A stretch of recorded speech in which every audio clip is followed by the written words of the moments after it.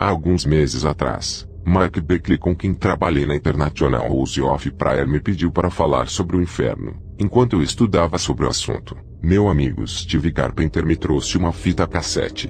Esta fita continha a mensagem pregada por Bill Weiss e sua esposa Annette. Mensagem esta que vocês irão escutar a seguir. Sua mensagem me abalou muito, e também alterou para sempre o modo de lidar com minha família, meus amigos e até desconhecidos. Meu jeito foi alterado de forma permanente, e não estou exagerando. Por favor, não pensem que estou falando através de hipérboles. Isso alterou de forma permanente meu modo de ver os poucos anos que me restam aqui na Terra. E oro a Deus para que o mesmo aconteça com vocês neste dia. Não posso exagerar quanto à importância desta mensagem. Bill é cristão, e entregou a sua vida a Cristo quando tinha 16 anos. Ou seja, ele conhece o Senhor há 32 anos. Em 1976 ele mudou-se para a Califórnia, onde ficou sob o pastoreio do pastor Chuck Smith por 10 anos. Bill é corretor imobiliário, assim como sua esposa. Nos últimos 15 anos, Bill vem congregando na igreja Eagles Nest do pastor Dr. Gary Greenwald em Orange County, na Califórnia. Há meses atrás, o pastor Raul da igreja Eagles Nest disse-lhe: Bill, Deus vai fazer uma obra de avivamento que começará no evento Kansas City for America. Ele vai te enviar até lá, e você tem de ir. Bill e Annette nunca haviam ido à cidade de Kansas em toda a sua vida. No dia seguinte, eu telefonei para Bill e perguntei-lhe: você gostaria de vir a Kansas? Eu assisti seu vídeo e achei que você gostaria de vir. Creio que eles estão sob a direção de Deus. Vocês irão ouvi-lo falar sobre a visão que ele teve do inferno, mas o mais importante é que vocês irão ouvi-lo falar sobre sua intimidade com Jesus Cristo, e o quanto ele ama absolutamente a todos nós. Bill esteve no inferno, mas não como um mero observador, como tem acontecido com várias pessoas que tiveram a mesma visão, e sim como alguém que experimentou os tormentos do inferno por quase meia hora sem nenhuma esperança de escapar daquela tortura. Bill e sua esposa são profundamente devotados a Jesus Cristo, a obra de Deus e a liderança do Espírito Santo. Vocês irão gostar dele. Deem as boas-vindas a Bill e sua esposa Annette Weiss. Olá, meu nome é Bill Weiss. É uma honra poder estar aqui. Esta viagem toda foi uma bênção para nós. Como Raul disse, nós trabalhamos no mercado imobiliário, por isso nós não pregamos para poder sobreviver. Não fazemos isso por dinheiro. Nós apenas temos consciência de que Deus nos disse para irmos e contarmos ao mundo o quanto Ele ama ao seu povo, e o quanto Ele não deseja de forma alguma que a sua criação vá para aquele lugar. Por isso estamos aqui. Então, para poupar tempo, irei direto ao assunto, e assim serei breve em meu testemunho. Mas antes gostaria de considerar algumas questões que podem estar percorrendo suas mentes. A primeira pergunta que eu faria caso estivesse ouvindo um testemunho deste tipo seria: como você sabe se isto foi ou não um sonho, um pesadelo? Preciso esclarecer alguns pontos. Primeiramente, eu havia deixado meu corpo físico. Eu pude ver claramente meu corpo deitado no chão enquanto retornava. Por isso tenho certeza absoluta de que se tratou de uma experiência extracorpórea. Alguns cristãos podem dizer: um cristão não pode deixar o seu corpo. Mas isso não é verdade. Em 2 Coríntios 12:2, quando Paulo foi levado ao terceiro céu, ele diz: se no corpo não sei, se fora do corpo não sei. Então se ele não sabe, é porque existe uma possibilidade disso ter acontecido. Ele também diz no verso 1 que foi uma visão. Então creio que essa experiência pode ser classificada como sendo uma visão. Em Jó 7,14 a palavra diz: então me espantas com sonhos, e com visões me assombras. Portanto realmente o Senhor me espantou através de uma visão. Depois do retorno, levei aproximadamente 1 ano até me acalmar completamente e voltar a ter a vida normal que levava antes. Eu estava tão deprimido e traumatizado pelo terror, que essa experiência mudou completamente meu ponto de vista, meu testemunho de vida, e também passei a apreciar muito mais a obra que Deus fez para nos salvar. Eu peço que a minha esposa venha por um minuto a fim de compartilhar com vocês o que aconteceu quando ela me encontrou na sala, pois eu mesmo não tenho lembranças do que aconteceu nesta hora. Portanto, passo a ela a palavra. Obrigado. Olá, eu sou Annette Weiss, esposa de Bill. Era aproximadamente 3h23 da manhã quando eu acordei. Eu me lembro, pois olhei o relógio digital na cabeceira da cama e percebi que Bill não estava do meu lado, ao que subitamente ouvi um grito vindo da sala. Desci até lá, e encontrei meu marido de um jeito que nunca havia visto antes. Quem o conhece sabe que Bill é uma pessoa de natureza muito reservada, muito calma e trabalhador. Ele não é o tipo de pessoa que fica entusiasmada ou emocionada por qualquer coisa, a não ser quando vez por outra ele sente o agir de Deus, mas de qualquer forma eu o vi traumatizado, literalmente traumatizado, segurando sua cabeça com as mãos, chorando e gritando agitadamente. Ele estava no chão da sala na posição fetal, e eu não sabia o que fazer. Na hora pensei que ele estivesse tendo um ataque cardíaco. Então comecei a orar, e em meio às lágrimas ele me disse: ore para que o Senhor tire isto da minha mente. O Senhor me levou ao inferno. Eu sinto meu corpo morrendo e não posso fazer nada. Comecei a orar por ele, e após 10 ou 20 minutos ele começou a se acalmar. Ele estava literalmente traumatizado, exatamente como alguém que foi ao Vietnã, ou alguém que sofreu um acidente de carro horrível, e depois revive a experiência traumática. Não era como alguém que tivesse um pesadelo e depois acordasse. Eu apenas queria testificar isto. Agora deixarei que ele os leve a esta experiência. Fui abençoado com uma esposa maravilhosa. Sou muito grato a Deus por isso. Estamos casados há 4 anos. Mas nos conhecemos há 6, e estes têm sido os melhores 6 anos de toda a minha vida, e tenho de louvar a Deus por isso.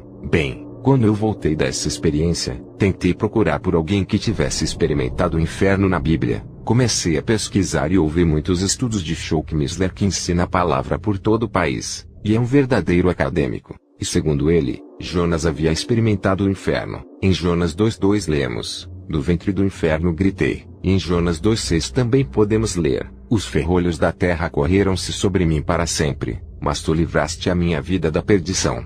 Disso depreendemos que, segundo a Bíblia, pelo menos Jonas também experimentou o inferno. Eu também queria comprovar, pois cresci nos primórdios da Calvary Chapel. O fato é de que toda experiência espiritual tem de ser confrontada com a palavra de Deus, pois eu sabia que se a minha experiência fosse real, haveria de haver algo sobre o assunto na Bíblia. Comecei a pesquisar, e encontrei mais de 400 passagens que comprovam tudo o que eu havia visto e ouvido e sentido. Enfim, tudo o que aconteceu comigo no inferno. Conforme formos prosseguindo, citarei as devidas referências bíblicas. Obviamente não seria capaz de citar todas as 400 passagens, mas citarei algumas delas. Também descobri 14 pessoas que tiveram experiências em alguma parte do inferno. A maior parte delas é de pessoas à beira da morte no hospital que foram revividas. Para irmos direto ao assunto, minha esposa e eu estávamos com nossos pastores na reunião de oração que acontece nos domingos à noite. Voltamos para casa como numa noite normal. Fomos para a cama. Por volta das 3 da manhã fui arrebatado. Eu não saberia disso até voltar.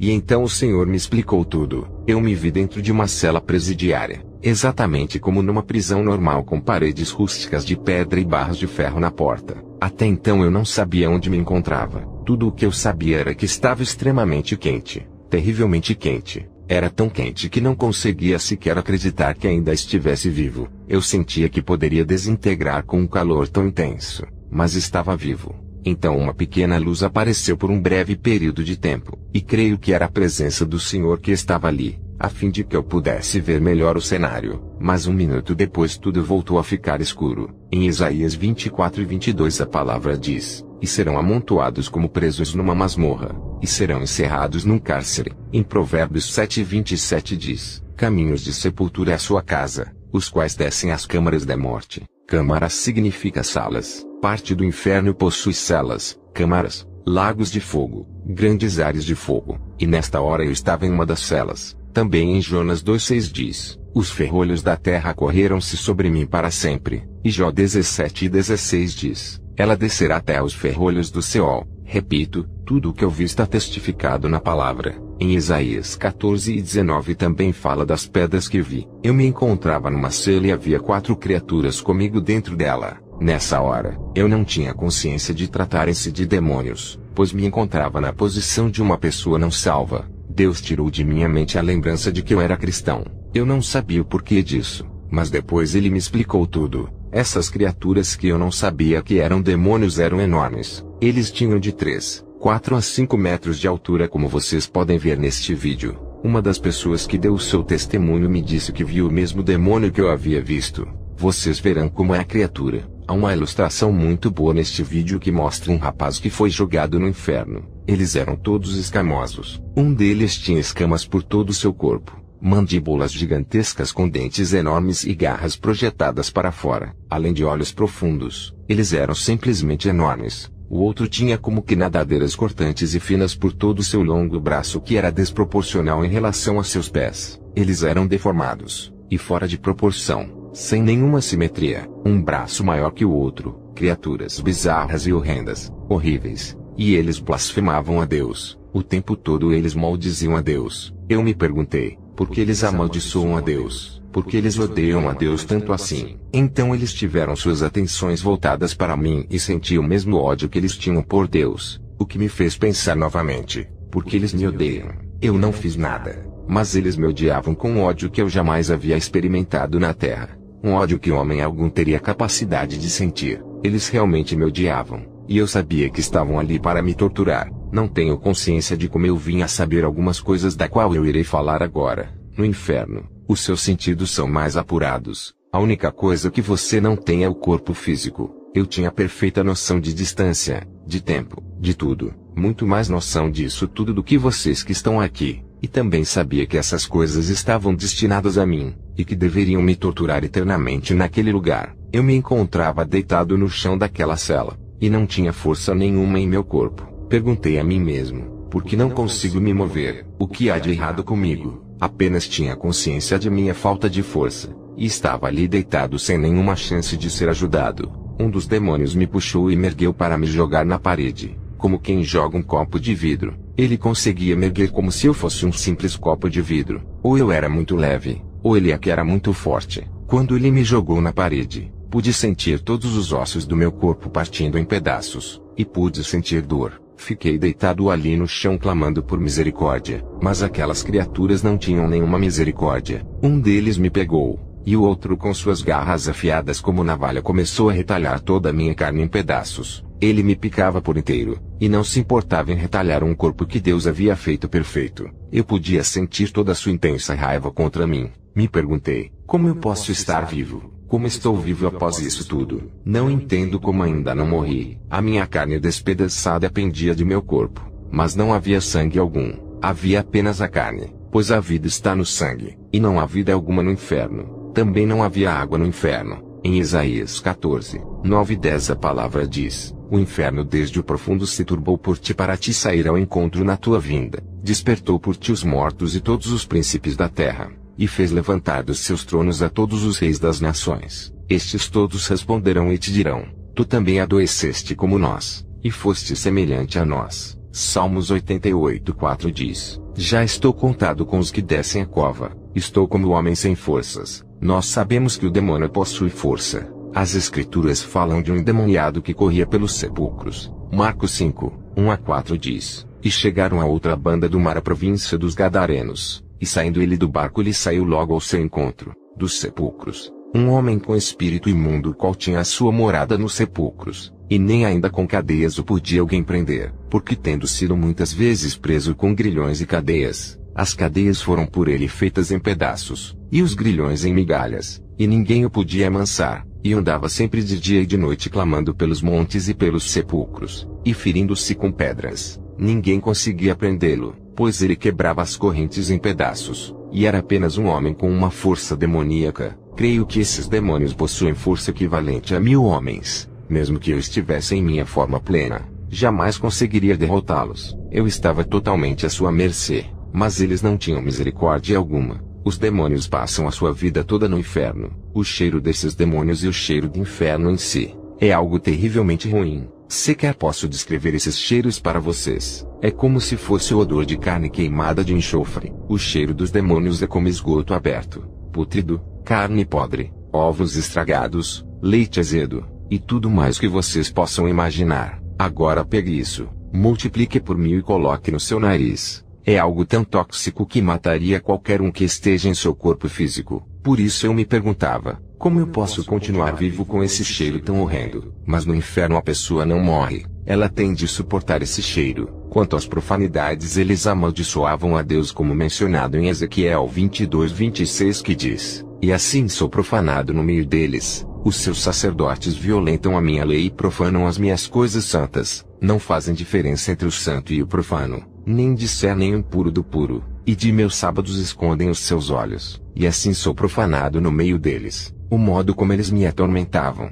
está descrito em Deuteronômio 32:22-24, que diz: "Porque um fogo se acendeu na minha ira, e arderá até o mais profundo do inferno, e consumirá a terra com a sua colheita, e abrasará os fundamentos dos montes. Malhas amontoarei sobre eles, as minhas setas esgotarei contra eles, consumidos serão de fome, comidos pela febre ardente e de peste amarga, e contra eles enviarei dentes de feras com ardente veneno de serpentes do pó. Naquele lugar os dentes das feras estão sobre nós." Segundo Samuel 22:6 declara: "Cordas do inferno me cingiram, encontraram-me laços de morte." E em Miqueias 3:2, vemos uma descrição interessante sobre os filisteus que odiavam os israelitas: "A vós que odiais o bem e amais o mal, que arrancais a pele de cima deles e a carne de cima dos seus ossos." É o que os filisteus fizeram ao povo israelita. Mas de onde eles tiraram essa ideia? Essa ideia veio do inferno. É o que os demônios fazem. E onde está a misericórdia? Só há misericórdia no céu. A misericórdia vem de Deus. O diabo não conhece nenhum tipo de misericórdia. E está totalmente contra Salmos 36:5, que diz: "A tua misericórdia, Senhor,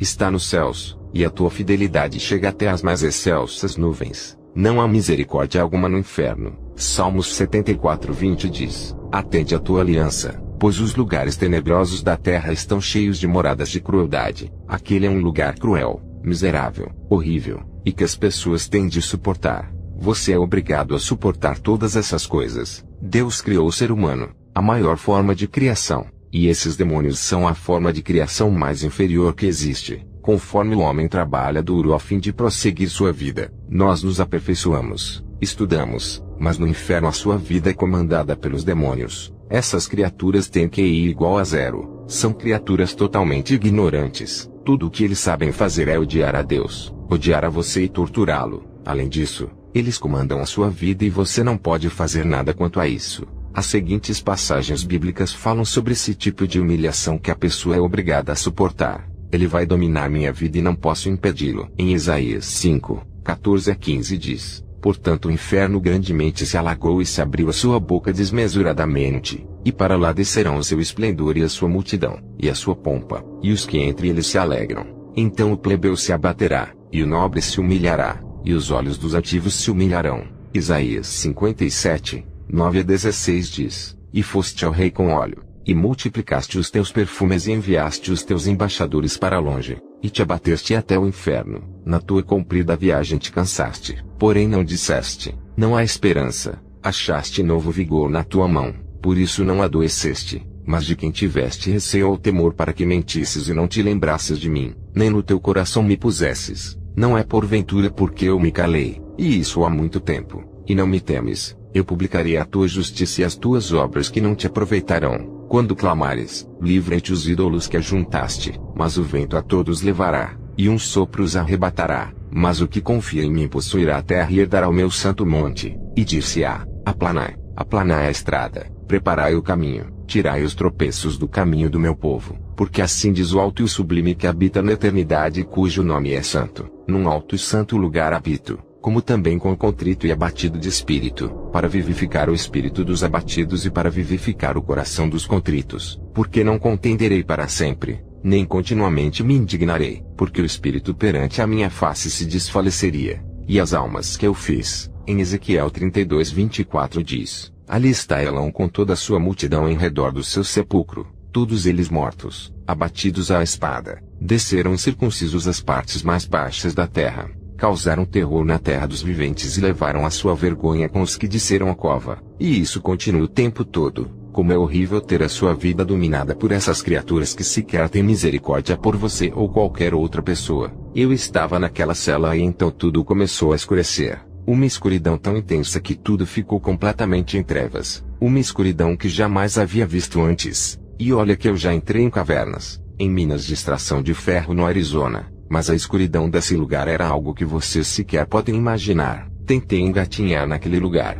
pois pelo menos consegui engatinhar, e aparentemente as criaturas haviam me deixado. Como me lembrava onde a porta se situava, fui engatinhando até a porta até que consegui sair da cela. Quando olhei para fora, tudo era negro, e a única coisa que podia ouvir eram gritos. Bilhões de pessoas gritando naquele lugar. Eu tinha consciência de que tratava-se de bilhões de pessoas, pois o som era altíssimo. Se você já viu uma pessoa gritando, sabe que é uma coisa irritante. Mas quando você escuta bilhões de pessoas gritando, imagine o quanto isso afeta a sua mente. Você sequer consegue aguentar. Simplesmente você tapa seus ouvidos de tão alto e penetrante que é esse barulho. Mas nesse lugar você não consegue escapar desses gritos. O medo que toma conta de você é inacreditável. Tudo é dominado pelo medo. Não há a presença de Deus nesse lugar. Você é obrigado a suportar o medo e o tormento da escuridão. Você não consegue enxergar nada, nem mesmo aquilo que está vindo contra você. As Escrituras falam sobre essa escuridão em Salmos 88:6. Puseste-me no abismo mais profundo,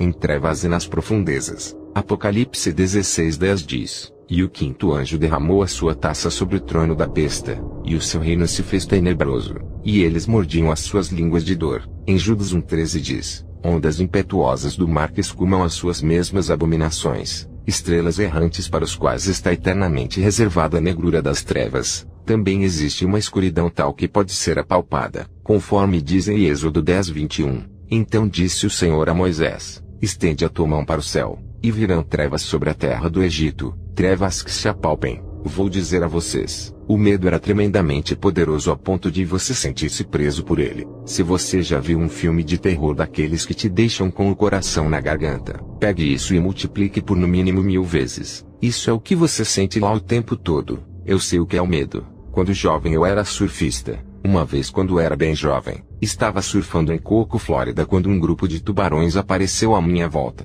Um tubarão-tigre de quase 3 metros veio e abocanhou metade da minha prancha. Ele agarrou a minha perna e me puxava. Minha perna estava na boca daquele tubarão gigantesco. Nessa época eu não era cristão. Isso aconteceu antes da minha salvação, mas de repente ele me soltou. Sei que foi Deus quem abriu a boca daquele tubarão. Mas por um momento o medo que toma conta de você é absolutamente esmagador. Se você já viu um tubarão, esse tipo de medo não é nada comparado ao que estava acontecendo comigo. O medo era aterrorizante. Um dos rapazes perto de mim estava a apenas meio metro de distância, e um tubarão simplesmente arrancou a sua perna. Ele foi arrastado até a praia totalmente ensanguentado. Ele gritava e estava sem a sua perna. Por isso eu posso dizer que sei o que é o medo. Mas esse tipo de medo não é nada, absolutamente nada comparado ao medo que senti no inferno. Não tem comparação. Acho que o medo que senti nesse ataque de tubarões foi um dos maiores que já experimentei na Terra. Há algumas coisas que as pessoas têm de suportar no inferno.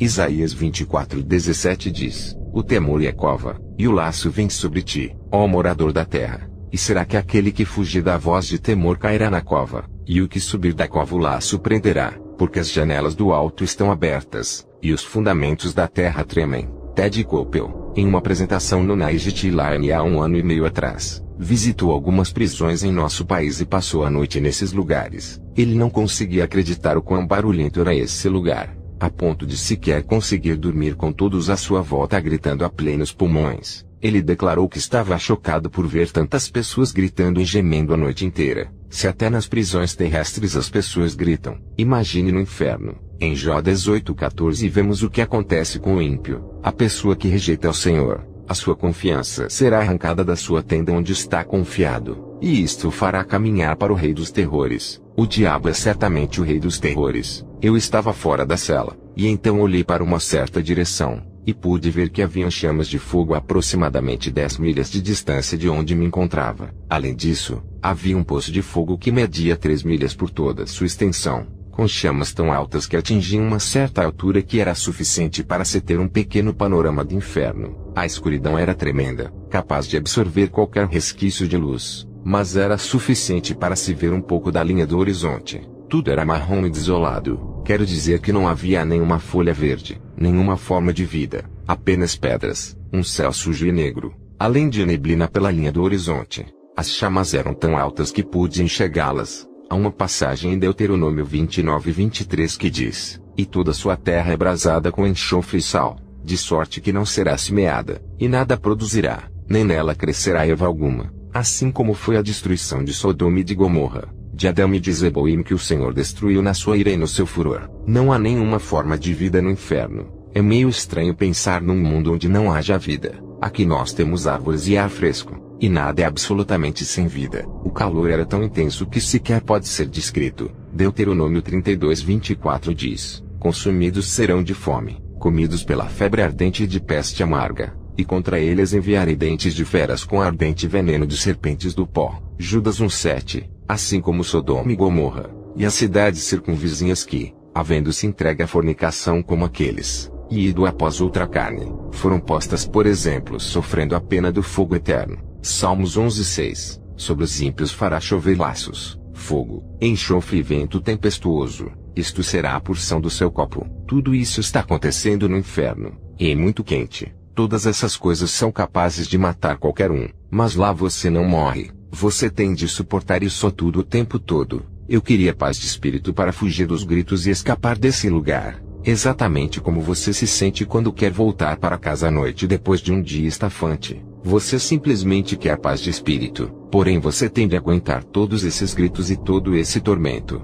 E você nunca vai conseguir fugir desse lugar. Em Isaías 57:21 diz: não há paz para os ímpios, diz o meu Deus. Além disso, você se encontra no inferno. Outra coisa que a pessoa tem de suportar é a vergonha. Ezequiel 32:24 fala sobre a vergonha no abismo. Ali está Elão com toda a sua multidão em redor do seu sepulcro, todos eles mortos, abatidos à espada. Desceram incircuncisos as partes mais baixas da terra, causaram terror na terra dos viventes e levaram a sua vergonha com os que desceram a cova. E em Jó 26:6, o inferno está nu perante ele, e não há coberta para a perdição. Isso significa que Deus pode ver o inferno, mas você está nu no inferno, e essa é apenas mais uma das coisas que você tem de passar. Não existe água alguma no inferno, não há umidade no ar e nenhuma forma de água, por isso é tão seco. Você fica desesperado por uma gota de água, apenas uma única gota, exatamente como dizem as escrituras em Lucas 16:23-24. E no inferno ergueu os olhos estando em tormentos,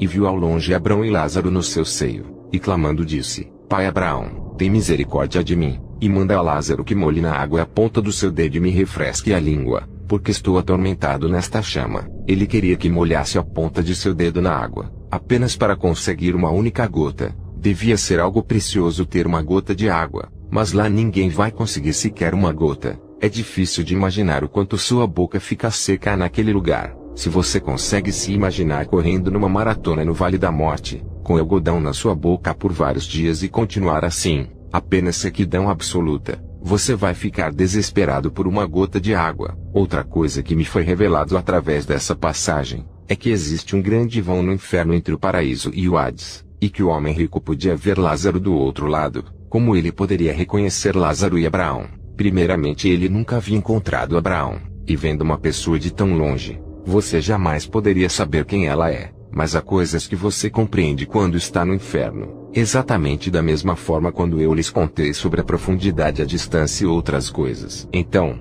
um dos demônios me agarrou, me jogou dentro da cela e começou a me atormentar novamente. Mas essa é uma coisa da qual não gosto de falar, pois não gosto de lembrar daquele tormento. Eles começaram a quebrar meu crânio. Um dos demônios me agarrou e tentou quebrar minha cabeça. Eu gritava e clamava por misericórdia, mas eles não tinham misericórdia. Nessa hora cada um deles pegou um dos meus braços e pernas para destroçá-los. Eu pensei, não posso suportar isso, não posso suportar. Subitamente algo me agarrou e me jogou para fora da cela. Agora sei que foi o Senhor, mas na hora eu não sabia disso. Eu estava na posição de uma pessoa não salva, portanto não tinha noção do que estava acontecendo. Estava naquele lugar como se fosse alguém que nunca havia aceitado o Senhor. Eu me encontrava próximo ao fogo que havia visto antes, bem ao lado do poço de fogo. Ele ficava um nível abaixo de uma caverna, como se fosse uma caverna gigantesca com um túnel que dava para cima. Perto do fogo, pude ver através das chamas corpos de pessoas gritando em meio ao fogo, clamando por misericórdia e queimando naquele lugar. E eu tinha noção de que não queria ir para lá. A dor que fui obrigado a suportar era terrível, mas o calor proveniente das chamas era ainda pior. As pessoas lá imploravam para sair dali. Então aquelas criaturas enormes apareceram ao redor daquele poço de fogo, e enquanto as pessoas se arrastavam para tentar sair dali, as criaturas empurravam as pessoas de volta ao fogo e não permitiam que elas saíssem de lá. Nessa hora eu pensei, este lugar é tão terrível e horrendo. Tudo isso acontece ao mesmo tempo. Você tem sede, fome, e se sente exausto. Você também não pode dormir no inferno, mas você precisa dormir do mesmo modo que precisa dormir quando está vivo. Seu corpo precisa do sono. Apocalipse 14:11 diz, e o fumo do seu tormento sobe para todo sempre, e não tem repouso nem de dia e nem de noite. Você jamais poderá dormir. Você consegue imaginar o que é nunca poder dormir? Sobre a água, Zacarias 9:11 diz, tirei os seus pioneiros da cova em que não havia água. Absolutamente não existe nenhuma água no inferno. Eu tinha consciência de que o inferno ficava no centro da terra, e é lá que se encontra no centro da terra. Eu compreendia que estava a aproximadamente 3.700 milhas de profundidade. Sabemos que o diâmetro da terra é de 8.000 milhas, a metade disso é 4.000 milhas, e eu estava a 3.700 milhas abaixo da terra. Em Efésios 4:9, vemos que Jesus desceu às partes mais baixas da terra. Números 16:32 diz, e a terra abriu a sua boca e os tragou com as suas casas, como também a todos os homens que pertenciam a Coreia e a toda a sua fazenda. É o que está acontecendo no inferno agora. No futuro, o inferno e a morte serão aprisionados no lago de fogo, e então nas trevas exteriores. Isso será após o grande julgamento. Mas atualmente, o inferno encontra-se no centro da terra. Eu estava próximo ao poço de fogo, e vi todos aqueles demônios alinhados pelas paredes, demônios de todas as formas e tamanhos, deformados, criaturas feias, tudo o que você possa imaginar. Eles eram decrépitos, criaturas deformadas, grandes e pequenos. Alguns pareciam aranhas gigantes, enormes assim, de 1,50 m de altura. Outros eram como ratos, cobras e vermes. Aliás, a Bíblia fala sobre vermes em Isaías 14:11. Havia todo tipo de criaturas abomináveis por todos os lugares, e algumas pareciam estar presas às paredes. Eu me perguntei, por que essas coisas estão acorrentadas nas paredes? Pois eu não sabia que em Judas 1:6 dizia, e aos anjos que não guardaram o seu principado, mas deixaram a sua própria habitação, reservou na escuridão e em prisões eternas até o juízo daquele grande dia. Pode ser que esta descrição se refira ao que eu via, mas não tenho certeza,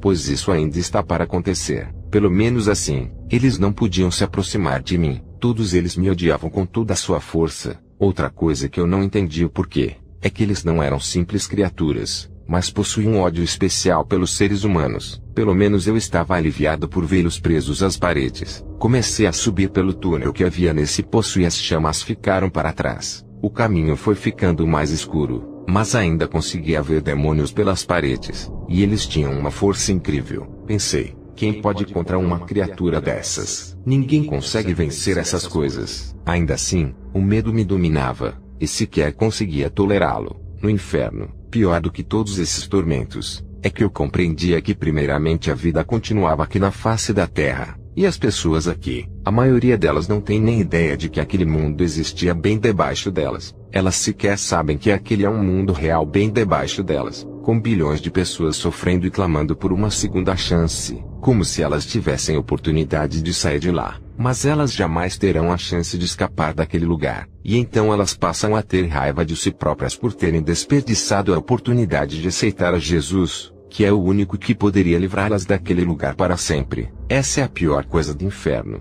saber que não há nenhuma esperança de sair de lá. Eu compreendia isso, e também compreendia que seria por toda a eternidade. Aqui na Terra nós não temos noção do que é isso, mas naquele lugar eu compreendia tudo. Sabia que ficaria ali por toda a eternidade, e não tinha nenhuma esperança de escapar de lá. Então pensei em minha esposa. Eu jamais poderia vê-la novamente. Eu sempre dizia a ela que caso um terremoto ou qualquer calamidade viesse a nos separar, então eu iria procurá-la e encontrá-la de qualquer jeito, e que jamais ficaríamos longe um do outro. Mas lá eu não poderia encontrá-la, jamais poderia vê-la novamente. Ela jamais teria ideia de onde eu estava, e eu jamais poderia falar com ela novamente. Esses pensamentos me aborreciam de forma terrível. Não poder falar com ela, estar com ela e ter a consciência de que ela não sabia onde eu estava, e não ter absolutamente nenhuma esperança de escapar dali. Você sabe que nunca vai conseguir sair daquele lugar. Na Terra, sempre há alguma esperança, Mesmo pessoas em campo de concentração têm a esperança de escapar,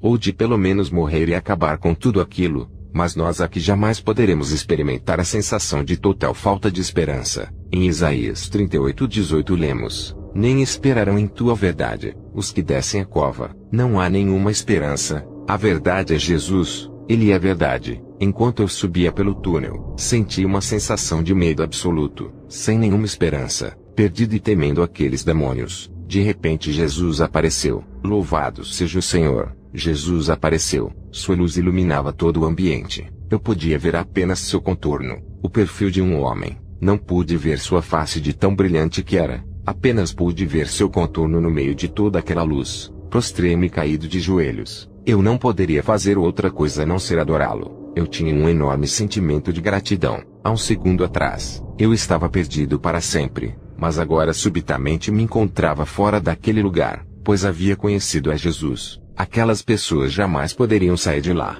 mas eu pude, pois já era salvo. Então pude entender que não há outro modo de sair dali a não ser através de Jesus. Ele é o único caminho para fugir daquele local. Em Apocalipse 1:6, João diz que foi para o céu, e viu a face de Jesus que refulgia como o sol brilhando em sua força máxima. Então João caiu prostrado a seus pés como se tivesse sido morto. Foi exatamente o que eu fiz. Eu caí a seus pés como se fosse um homem morto. Vocês podem achar que eu deveria ter feito milhões de perguntas a ele, mas quando você o encontra, a única coisa que consegue fazer é adorá-lo, e louvar seu santo nome, e agradecê-lo por ter nos salvado. Quando recuperei minha compostura e voltei à minha consciência, pensei em falar ao Senhor, mas antes que eu pudesse abrir minha boca ele me respondeu. Eu pensei: Senhor, por que eu fui enviado a esse lugar? Por quê? Ele me disse: porque as pessoas não acreditam que esse lugar existe.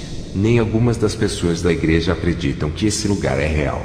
Fiquei chocado com suas palavras. Eu acreditava que todo cristão deveria acreditar na existência do inferno. Mas nem todo mundo crê no inferno que literalmente arde em meio a chamas. Eu disse: Senhor, por que eu fui escolhido? Mas ele não respondeu essa pergunta. Eu não fazia ideia do porquê de eu ter sido escolhido. Sua pessoa menos indicada para ir lá. Minha esposa e eu detestamos filmes de terror, ou qualquer coisa ruim. Não gosto do verão, muito menos do calor. Acho repulsivo. Não há nenhuma ordem. Tudo desordenado e enojante. Eu amo tudo bem ordenado e limpo. Mas ele não me respondeu esta questão. Ele disse: vai, e conte a eles que eu odeio esse lugar. Não é do meu desejo que qualquer uma das minhas criações venha para esse lugar. Nenhuma delas. Eu não criei isso para o homem. Esse lugar foi criado para o diabo e seus anjos. Vai, conte. Eu te dei uma boca. Então vai, conte tudo para eles.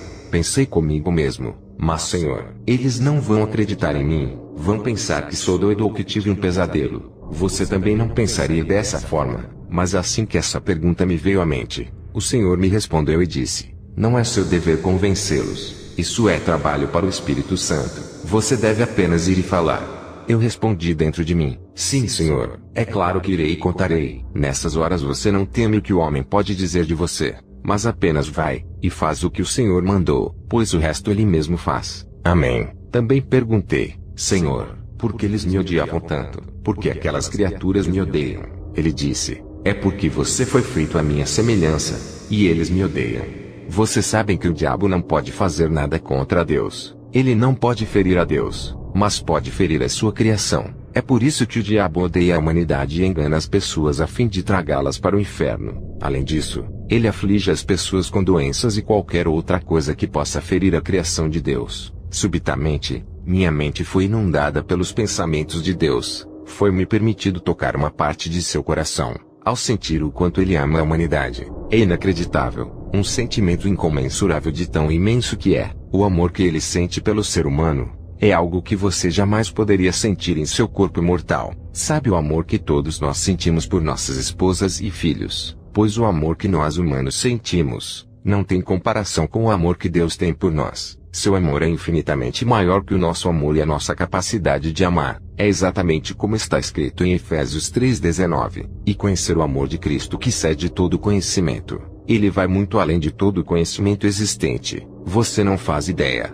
Eu não consegui acreditar no quanto ele ama a humanidade, a ponto de morrer a fim de que nenhuma única pessoa sequer fosse para aquele lugar. E dói em seu coração ver uma de suas criações indo para lá. É tão doloroso para o Senhor. que ele chora copiosamente por cada pessoa que para lá vai. Nesse momento senti muito por ele. Pude sentir seu coração, pois ele havia me permitido tocar em apenas uma parte de seu coração. Ele estava profundamente triste por ver sua criação indo para lá. Então pensei, devo mesmo ir e testemunhar a plenos pulmões para o mundo sobre Jesus, e o quão bondoso ele é. Vejam, nós temos o Evangelho, palavra cujo significado é boas novas. Há boas novas, no entanto o mundo não sabe disso. Essas boas novas têm de ser pregadas. Vocês sabem que nós temos que dividir esse conhecimento. As pessoas não têm conhecimento nesta área, e Deus quer que nós compartilhemos com as pessoas sobre o quão bondoso ele é, e o quanto ele detesta aquele lugar. Ele também me disse, diga-lhes que eu estou voltando muito, muito em breve. E ele disse isso mais uma vez. Diga-lhes que eu estou voltando muito, muito em breve. Agora eu me pergunto por que de não ter perguntado. O que o Senhor quer dizer? O que significa breve para o Senhor? É o que todo mundo quer saber, mas eu não perguntei. Nessas horas, não tem como você perguntar essas coisas. A única coisa que você quer fazer é glorificá-lo o tempo todo. A paz de Deus que você sente ao seu lado é algo inexplicável. Sempre vou a cultos com muita unção, mas não dá para comparar com o amor e a paz de Deus que você sente estando ao seu lado. Então olhei para cima e vi demônios ferozes pelas paredes como se fossem formigas na parede. Eles se pareciam com formigas, mas eles ainda eram enormes. Mas com o poder de Deus ao seu lado, todo o poder criativo de Deus fazia com que aqueles demônios enormes se parecessem com formigas andando pelas paredes. Pensei, Senhor, eles não passam de formigas. Ele me disse, basta você amarrá-los e expulsá-los através do meu nome. Pensei, cara, esse é o poder que ele deu à igreja. Aquelas coisas eram tão ferozes que ninguém seria capaz de enfrentá-los sem Jesus. Absolutamente ninguém. Eles eram ferozes, mas com Jesus eles não eram nada. Uma intrepidez me fez levantar e ir até onde eles estavam. Então quando eu olhei aquelas criaturas pensei, vocês são as criaturas que me torturaram e queriam me fazer em pedaços. Pois então, venham. Nessa hora, senti algo me erguendo e pensei, Jesus acabou com eles. À medida em que saímos de lá, íamos para a superfície terrestre. Nós seguíamos para cima, pois ainda estávamos em um túnel. Eu não conseguia ver, mas podia sentir um redemoinho gigantesco à nossa volta. Nós continuamos subindo cada vez mais, a fim de sair daquele lugar. Quando chegamos ao topo eu olhei para baixo, e pude ver a Terra a partir de uma altura incrível. A curva da Terra era algo assim. É realmente inacreditável olhar a Terra de cima. Sei que foi Deus quem me permitiu essa visão. Ele poderia fazer com que eu saísse daquele túnel da maneira que ele quisesse, mas ele sabia que dentro do meu coração, desde criança eu sempre quis ver a Terra a partir do espaço sideral. Talvez eu tenha visto muitos Star Trek similares, sabe? Eu apenas pensava como devia ser legal ver a Terra flutuando, exatamente como diz a Bíblia em Jó 26:7. Ele estende a Terra sobre o nada. Quando você vê esse cenário você pensa, o que segura esta coisa? O que a fez girar de modo tão perfeito? Deus é quem está no controle. O poder de Deus invadia meu corpo de forma a me mostrar o quanto ele é grandioso. Ele tem muito poder. Todas as coisas estão no seu controle. Nenhum fio de cabelo da sua cabeça cai no chão sem que ele o saiba. Esses pensamentos inundavam minhas ideias. Deus tem tanto poder. Esse poder tomava conta de mim. Isaías 40:22 diz, que o Senhor se assenta sobre o globo da terra. E era lá que eu estava, acima do globo da terra. Cheguei a pensar, Senhor, eles poderiam saber que a Terra era redonda antes de Cristóvão Colombo se tivessem lido as Escrituras. Vocês me entendem?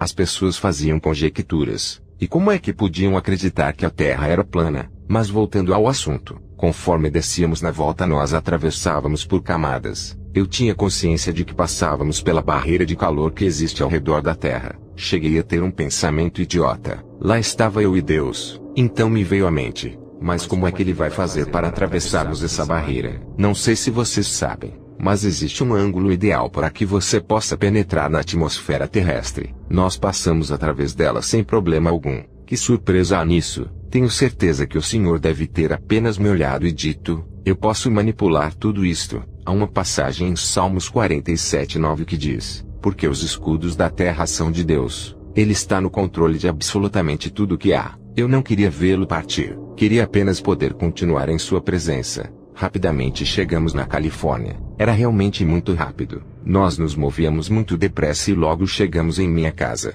Olhei ao redor e pude enxergar tudo através do telhado de casa. Então vi o meu corpo estendido no chão.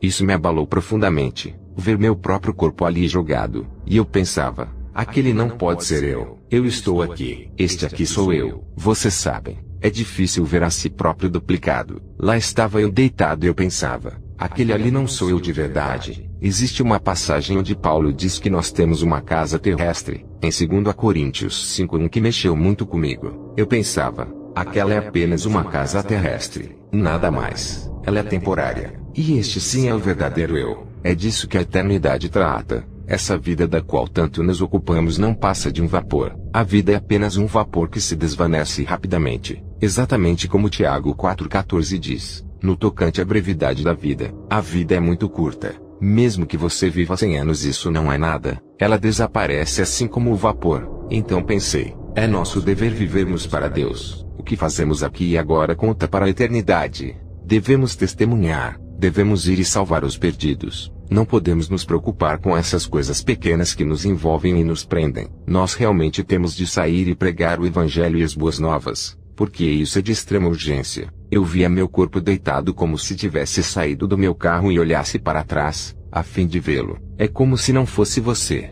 mas sim uma espécie de carro. É apenas um meio que serve para transportá-lo pela terra, pois eu era o eu real. Pensei, Senhor, não me deixe, não me deixe. Eu queria ficar só mais um minuto com ele, mas ele se foi. Aproximei-me de meu corpo, e algo me sugou para dentro dele como se tivesse sido sugado para dentro de meu nariz ou minha boca. Quando ele partiu, todo o medo, a tortura e tormentos voltaram à minha mente. Isso porque a Bíblia diz em 1 João 4,18, o perfeito amor lança fora o temor. Antes eu estava próximo daquele que é o perfeito amor. Mas quando ele partiu, subitamente todo o medo e os horrores do inferno penetraram minha mente. Eu não conseguia suportar. Eu gritava. Estava em agonia. Não poderia viver daquele jeito. Eu compreendia que meu corpo não era capaz de suportar aquele tipo de medo. Você não consegue aguentar tamanha pressão. Seu corpo não é forte o suficiente. Como ainda tinha capacidade de orar, eu orei pedindo, Senhor, tire isto de minha mente. Pelas vias naturais, você tem de passar por vários tipos de consultas médicas a fim de lidar com esse tipo de trauma. Mas Deus tirou-me o trauma instantaneamente.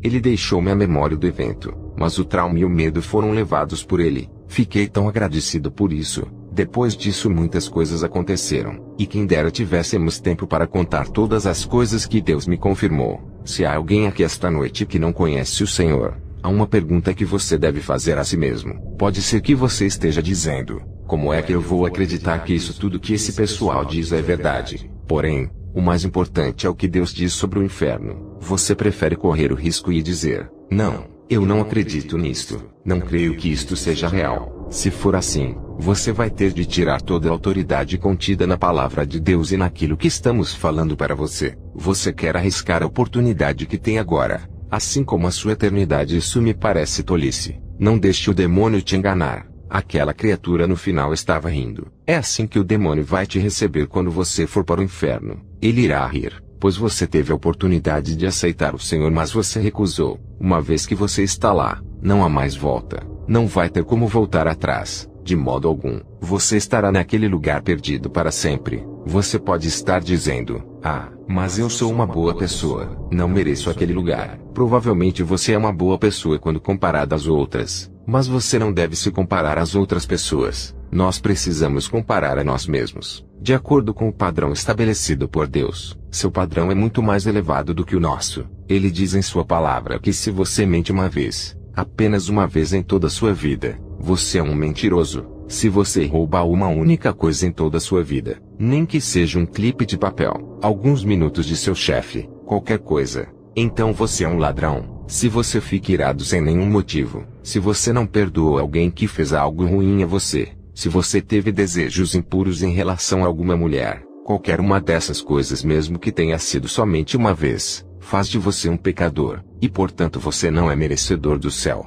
Veja como tudo isso nos torna seres inferiores, tão inferiores que não podemos nos redimir através de nossas próprias obras. Tito 3,5 diz, não pelas obras de justiça que houvéssemos feito, mas segundo a sua misericórdia nos salvou. Amém. Isso depende dos parâmetros para comparação. Vou lhes dar um exemplo. Imagine que uma mulher avistasse uma manada de ovelhas todas branquinhas pastando num morro. Ela diria, Vejam essas ovelhas brancas, tão bonitas, tão branquinhas. Então ela volta para casa, e neva durante a noite toda. Na manhã seguinte, ela avista as mesmas ovelhas que lhe parecem tão sujas e encardidas quando comparadas à alvura da neve. Por isso devemos nos comparar somente com Deus. Seus padrões são muito mais elevados que os nossos. Essa é a razão de precisarmos de um Salvador. Nós não podemos ir para o céu por nossas próprias forças. É um presente de Deus. E ele diz em João 14,6: Eu sou o caminho, a verdade e a vida. Ninguém vem ao Pai a não ser por mim. Ele é o único caminho para escaparmos daquele lugar. Gostaria de saber se há alguém aqui que não conhece o Senhor. Alguém que nunca tenha aceitado a Jesus como Senhor e Salvador. Se você nunca teve a oportunidade de achegar-se a Deus, e pedir com seus próprios lábios que Ele venha e entre em sua vida, você poderia se levantar agora. Você poderia fazer isso por Jesus. Não deixe que o diabo ria de você. Levante-se, pois esta é a sua chance, já que ninguém sabe quanto tempo a mais você terá aqui na terra. Você não sabe se vai morrer amanhã e ir para aquele lugar. Deixe-me te dizer uma coisa, só o calor daquele lugar já é uma coisa terrível e insuportável. Lembre-se das pessoas que pularam das torres gêmeas em chamas. Elas se davam as mãos e pulavam em direção à morte. Imaginem o quanto deve ter sido horrível. Ninguém pularia de uma altura daquelas em condições normais, mas eles fizeram isso por causa do tremendo calor que enfrentavam. Em apenas 5 segundos, eles seriam incinerados vivos por chamas cuja temperatura era de 2.000 graus. Cientistas dizem que a temperatura no centro da Terra é de 12.000 graus. Imagine-se sendo obrigado a suportar tamanho calor por toda a eternidade. Mas se você deseja ir para lá, isso me parece tolice. Agora é tempo de arrependimento.